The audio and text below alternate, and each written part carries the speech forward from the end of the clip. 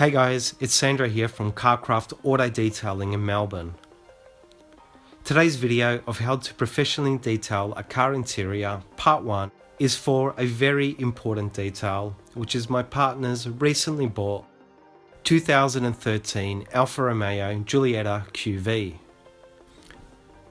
This short video series, as I stated in my CarPro products detail review, will incorporate a few of those products to better demonstrate the results they can achieve. And just like my video series on how to professionally detail a vehicle, this will be a more thorough step-by-step guide that will show my thought process and how I will tackle this particular job.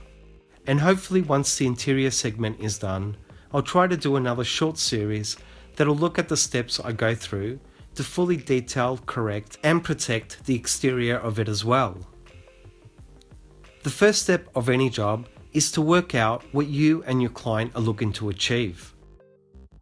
I provide many different levels of interior details, starting from basic maintenance cleans all the way up to full restoration, coating and protection details. So this detail in particular is going to be a full restoration to basically get this 5-year-old interior looking as close to new as possible. But I won't be applying my interior coatings protection package just yet, as a few interior and exterior components are going to be changed on this car in the next month or so, so we decided to delay the interior coatings for a later detail. The next step is to give the interior a really good inspection, using a torch and my vehicle inspection report, as well as taking photos to both identify and record any existing damage, as well as gain an overall feel of the cabin's condition and what's going to be needed to best attack this job and how long it should take. This step is vital as an insurance to safeguard against any possible disputes, and it'll also make for some great before and after shots to showcase your work. But most importantly, spotting certain things such as stains and embedded gunk is important, so you don't need to backtrack when you're surprised by them popping up halfway through your detail. Overall, the interior's condition looks quite good at first glance, but I did spot some badly repaired cigarette carpet burns, some significant wear on the lower center console, some quite obvious damage on the steering wheel, plus what looks to be an average respray job on the rear hatch door jamb. I know this might sound like alarm bells going off, but the sad truth of the matter is that 9 out of 10 cars I detail has far more defects and repairs than this one, that the owners just aren't aware of, and that the previous owners and dealerships just don't fess up to. But the sadder thing still is that we paid good money for a so-called expert to do a pre-purchase inspection, as it was an interstate car, to identify defects such as these and a few more that are present on the exterior. And he failed miserably, or just didn't really care, as my inspection had many more defects present that were obvious to me but not even part of his report. And when you take a closer look at his disclaimer, it pretty much says that he's not responsible or liable for anything in that report or anything he may have missed. So that was really a good waste of a few $100s, but a great lesson for us to learn. Also, I know this car has been recently detailed, most likely by the dealership, as the telltale signs of cheap interior dressings and scents, together with this all-black trim, are trying to mask a somewhat dirty interior that lies beneath. The thing is that when you're dealing with a very dirty and disgusting interior, it's actually quite easy to make a significant and noticeable difference that both you and your customer will obviously see. But with interiors such as this one that seem fairly good to start with, it's actually a lot tougher to make that noticeable difference that's going to get that wow factor as everything needs to be perfect for a real difference to be seen. So now that you know what you want to achieve and the condition of the interior you're dealing with, as well as the basic time frame it's going to take and how much you're going to charge, which incidentally is something only you can work out, that should be based on what the market allows, your experience and the level of work you produce, it's now time to work out how to go about it. Even though I have a general method that gets applied to most interiors I do, which starts with removing personal items and starting with the floor mats, moving on to a thorough vacuum and then working from top to bottom, starting from the boot and finishing with the front of the cabin, it always needs to be adapted to fit each specific job. So I need to ask questions like, is it really appropriate for me to pull out my tornador and heavy concentrations of degreaser to start blasting every trim and area of this interior? And the quick answer is no. The first rule of detailing, at least for those who care and take pride in what they do, is to always use the least aggressive method to start with. And whether you're correcting paint or cleaning an interior, the same rule applies. Yes, it would be faster for me to douse this interior with strong chemicals using more aggressive tools, just as a rotary and aggressive compounds and pads are a faster way at removing paint defects. But is it really worth subjecting the interior's car trim or the car's paint to more aggressive methods than are necessary? And the answer is no. I love cars and my job, but this is one thing that I do struggle to effectively communicate and get across to many customers that don't understand why a job like this should cost and take as long as it does. But to put it simply, it's not just about hammering the car to get quick results. My method is about the longevity of the car, and it'll only take so much punishment before it begins to fade, wear and break down.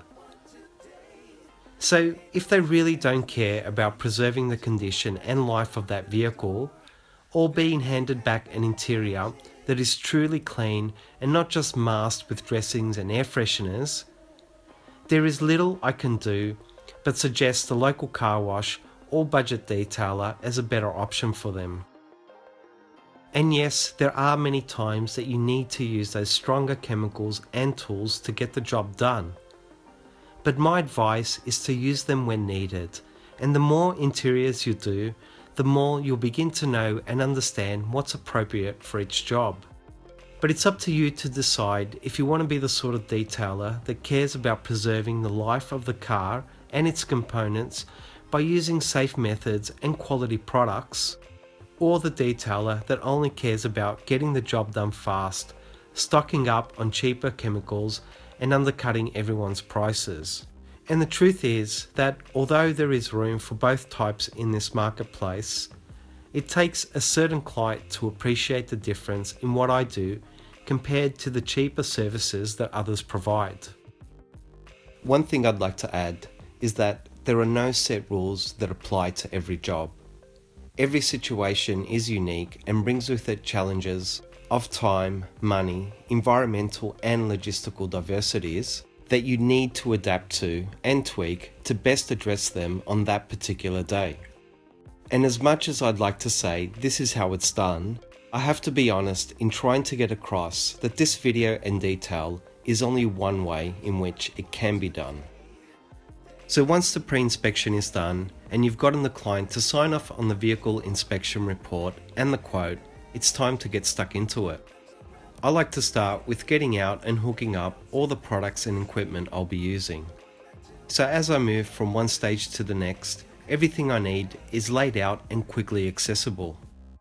So for this job, I'll have my interior bucket caddy, which holds about 90% of all the tools and products I'll be using, as well as my super degreaser pump action bottle that I'll be using for the floor mats, and my pneumatic George and vac extractor that will be used to vacuum and also extract the carpets with my Tornador Velocity vac attachment.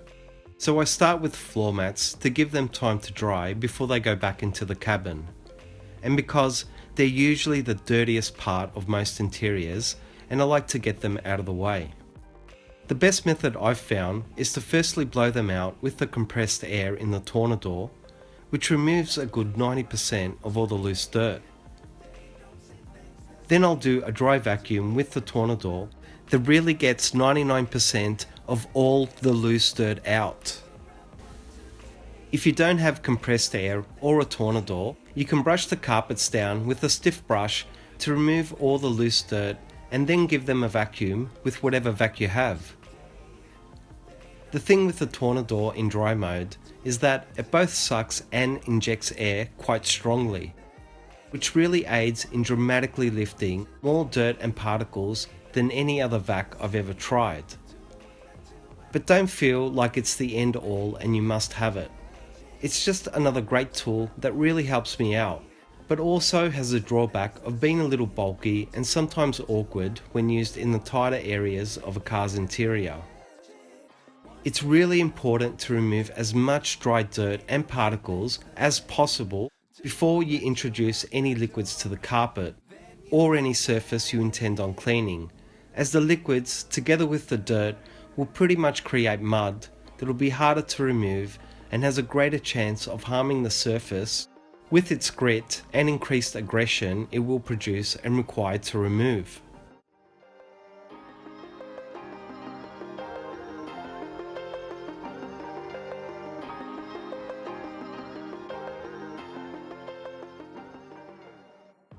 Next, I'll treat them with super degreaser at 1 to 4 parts water and give them a quick scrub with a stiff brush that's really going to help loosen and lift all the embedded dirt and really aid in speeding up the extraction process.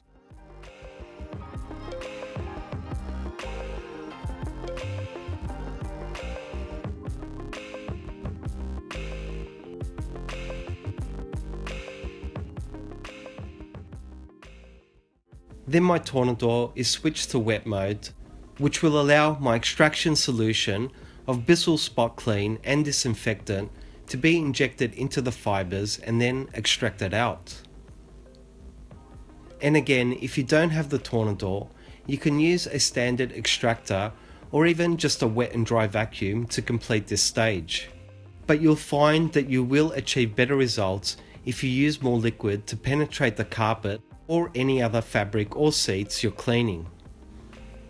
The thing with the tornador is that it can clean very well without the need of the excessive liquid I used to use when just using my standard extractor, which also helps to keep the cost of chemicals down and allows the carpet and fabrics to dry quicker. The final step with the tornador is to switch it back to dry mode and just extract out as much liquid as possible to remove any remaining contaminants and dry the carpet as much as you can.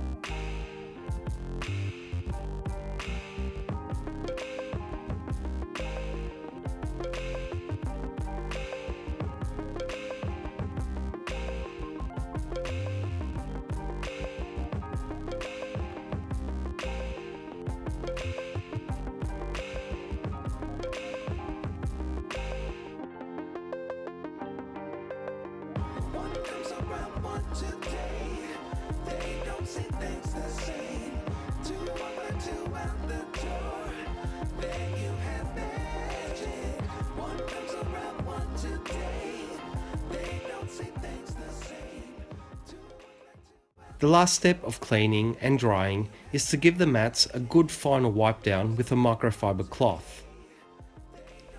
This is done to suck out as much remaining liquid as possible and even out the fibres of the carpet to get a nice uniform finish, which is also a great way to check that they are actually clean, as the cloth will not pick up any dirt if the mats are truly clean.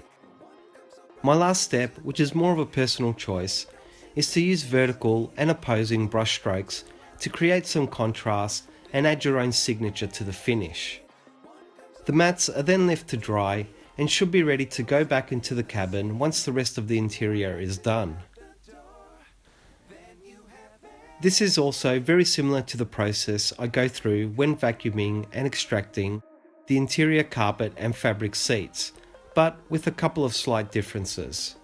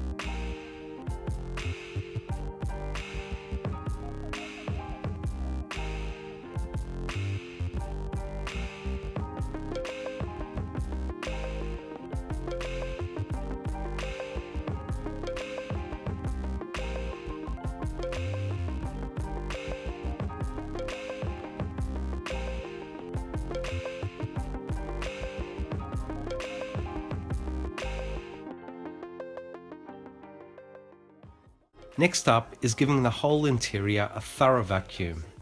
Personally, I like to start from the rear of the vehicle using the laws of gravity, so working from top to bottom, and using my Swiss Vax interior brush to sweep dust and particles into the vacuum's crevice nozzle. This is really the first vacuum that basically is all about removing 90 to 95% of the loose dirt, dust and particles so that I have a clean cabin when it comes to shampooing everything, and I'm not creating a muddy mess that will scratch the surfaces and have all these particles flying about when I'm extracting and or steaming. To do a thorough job, it's important to lift, recline and move the positioning of the seats, parcel shelf, headrests, boot liner, consoles and so on to really access those crevices and tight hidden areas that love to collect dirt and dust. And it's really important to use your fingers and pry apart the seams of the seats to get all the dirt that loves to settle in those tight folds. And for me, it's really vital to keep in mind that I need to particularly address those tighter areas during this stage that my extractor and tornador are too large to fit into. No matter how thorough I am during this vacuum stage, I'm still always going to be doing a final quick vacuum at the end.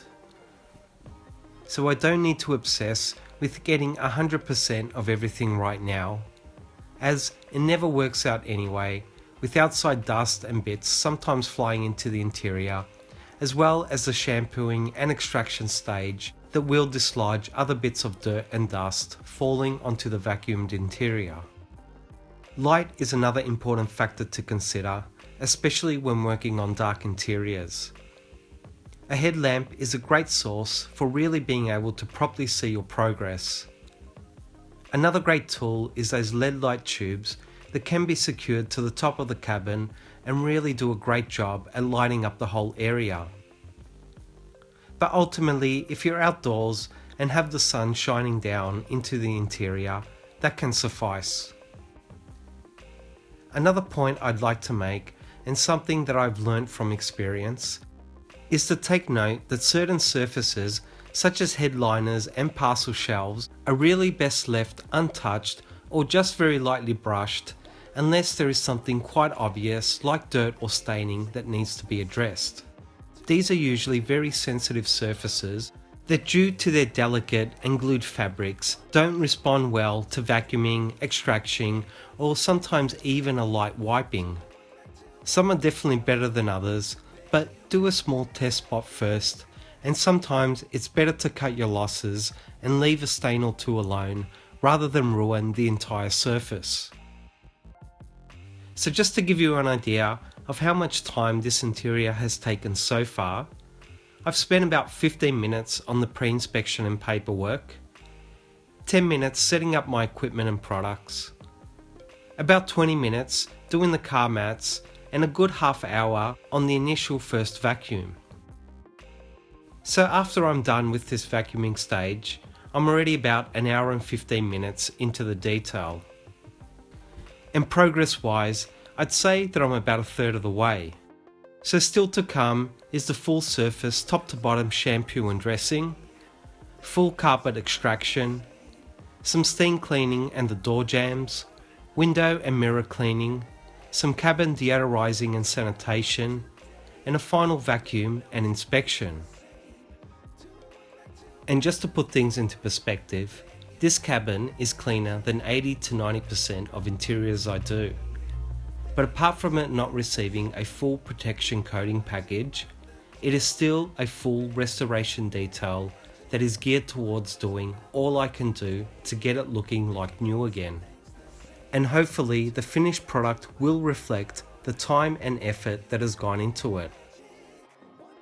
I'll leave you with the rest of the primary vacuuming stage, and hopefully you'll stay tuned for the next part of this interior detail. As always, please like, comment and subscribe to show your support. Thanks for watching, and I'll see you in the next video. Then you have magic.